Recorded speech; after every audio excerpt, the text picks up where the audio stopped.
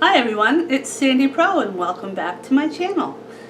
Today is a fall day in Maine. It's October 14th and it's time for soup. I need a good homemade soup and nothing is more comforting to me than tomato soup that's homemade, because every Sunday growing up, Sunday afternoon, we would have, well, Sunday noontime, we would have a nice big roast beef or a nice ham and all the fixings around the table. Then the TV would go on and the football game started and the aunts and the grandmother would come over and all the ladies would sit around the table and chat, crochet, do whatever, and a kettle of soup would be put on by my mom.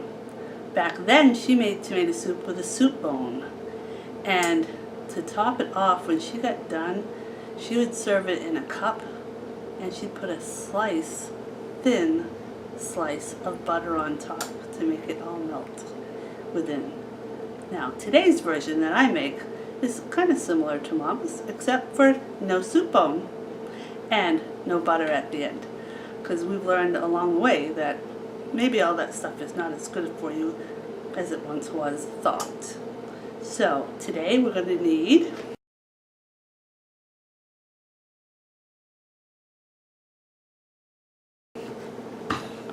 some bouillon cubes.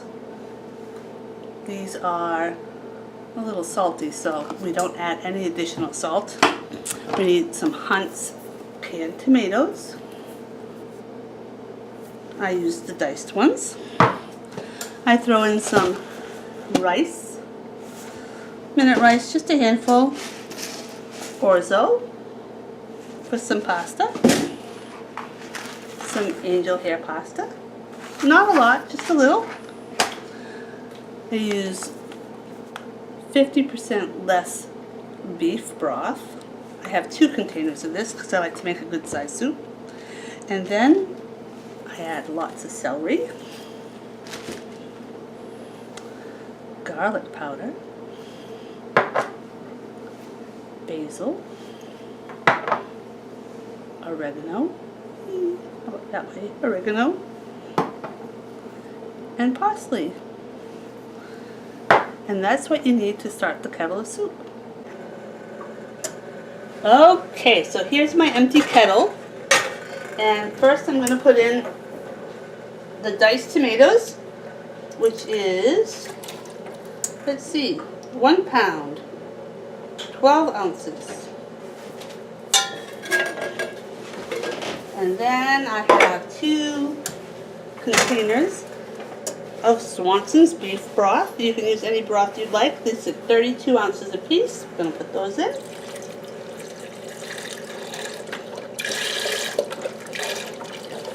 You can't really see in there, but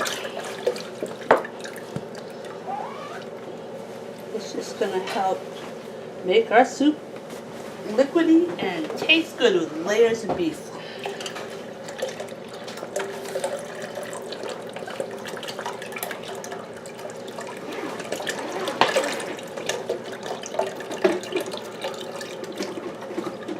I'm sure you can hear my husband in the background.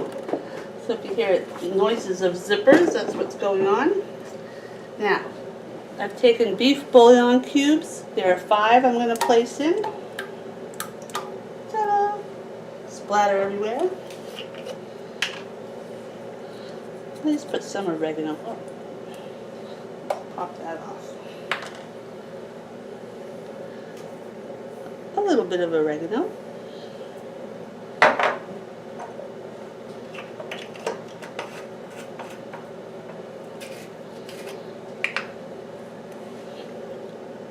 Garlic powder.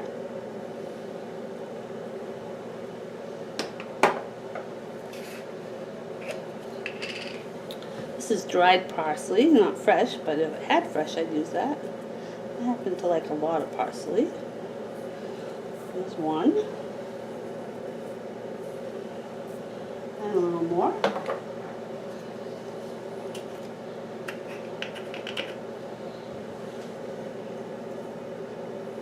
A little bit of basil.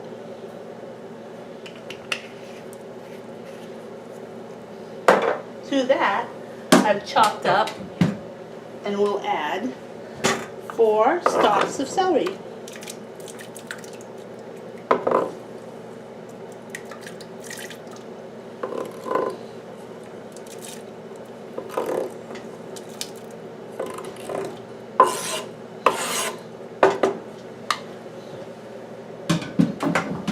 And at this point, I'm going to turn it on high and bring it to a boil, and we'll be back to take a peek. I just wanted to give you a peek inside the kettle before it comes to a boil. You can see some celery in there and all the spices along with the beef broth. All the tomatoes pretty much have gone to the bottom because of their thickness and heaviness, and the bouillon cubes are hiding somewhere in between. So it's starting to get a little hot, but not quite boiling yet. Okay, so the soup is now boiling, and everything's heating up just fine. But we want the celery to cook all the way through, so I've now turned it down to medium, or a little below medium, so it'll be more of a rolling boil. And I would like to have that cook entirely, probably a good half hour with the celery. Then I'll take the opportunity to add some angel hair pasta. Not quite a serving, but I cut it all up in 4s and add that. Take some minute rice.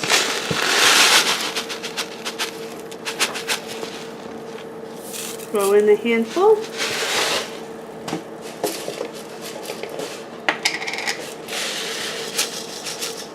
And here comes the orzo. Add what you like to your specifications. I'm gonna stir it around some.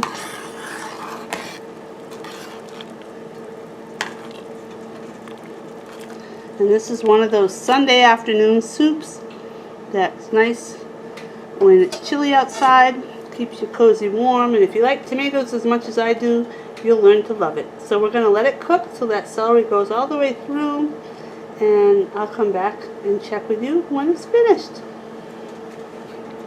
Okay, the soup's finished. I let it boil at a slow pace until the celery was done.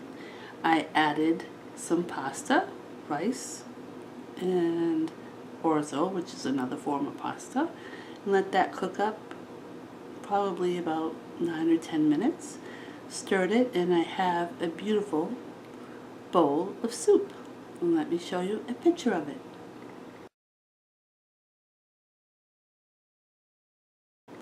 Okay, so now you've seen the bowl of finished soup with some crackers and butter. There's so many things you can do with this soup. You can use chicken or vegetable broth instead of beef. You can put any type of vegetable you have in your refrigerator, whether it's green pepper, onion, celery, carrots, cauliflower or broccoli in there. You can throw some hamburger in there once it's cooked, and ground turkey to make it even more of a heavier soup. But the base of it is tomato, and the simple recipe that I've got is something I grew up on, which I had mentioned before.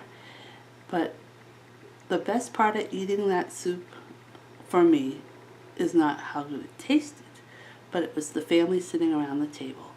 And all those people I sat with are gone now. But this soup is very comforting to me, and I will always make it for the rest of my life. I truly enjoy the taste, but I also enjoy the memories that came with it. So hopefully if you try it, you can make some great memories with your family too. I packed some in a container for Bob to take for his lunch tomorrow, so he'll be enjoying it then.